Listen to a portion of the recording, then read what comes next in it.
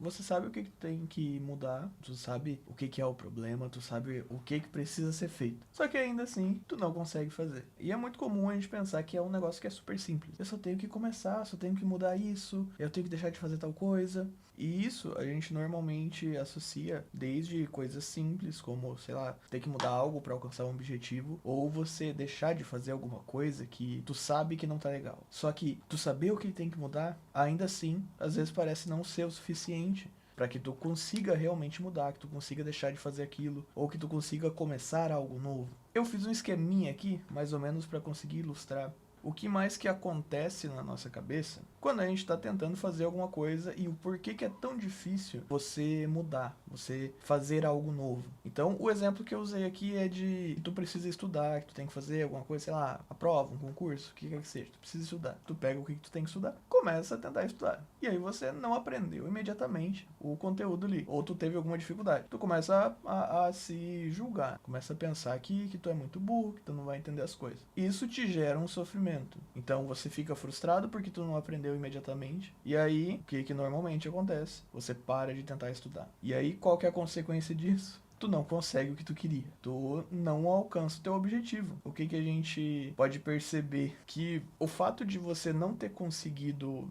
estudar ou entender aquilo dentro da expectativa que tu tinha, que às vezes não é muito realista, né? Porque a gente acaba se cobrando de formas que não são possíveis, né? São coisas que não tem como tu alcançar. No final das contas, tu percebe que você começou pensando que tu tinha que estudar para alguma coisa e tu acabou se cobrando porque tu não estudou e também você tá agora falando para você mesmo que você é muito burro, que tu não consegue aprender nada. É importante a gente entender que o comportamento ou o pensamento, as coisas que se passam na nossa cabeça, os hábitos que a gente tem, eles são um pouco mais complexos do que às vezes a gente imagina. Esse vídeo aqui é mais para ilustrar isso, que a gente precisa ter um pouco de atenção no significado do que a gente pensa enquanto a gente está tentando fazer alguma coisa, porque aí tu consegue entender quais são esses pedaços que estão mais te atrapalhando do que te ajudando.